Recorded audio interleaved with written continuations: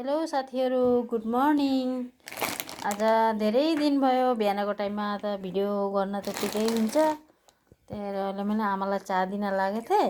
त्यहाँदेखि मैले भने आमाले साग केलाउँदैछिन्, बगानको साग टिपेर। त्यहाँबाट साग केलाएर बसेको छिन्। मैले भने फेरि बगानबाट बिहान बिहान गएर खुर्सानी पनि टिपेर लिएर आइछन्। अब आफ्नो बगानमा भएपछि त अब टिपेर खानलाई राम्रै हो, राम्रो पनि लाग्छ बगानको हरियो पत्ता सागपत्ताहरू। त आमालाई चा पनि दिएँ, यता काँटा बिस्कुट दिएँ। मैले पनि चा लिएर बसेको छु। अनि त्यहाँबाट त्यसले खाएर फेरि काममा लाग्नु पर्यो। आमालाई चा दिनलाई रेडी गरेर। तपाईँले चा खाइसक्नुभयो होला। अब 8:30 हुनेछ टाइम बिहानको। हुन्छ त साथीहरू, नेक्स्ट भिडियोमा फेरि भेटौँला।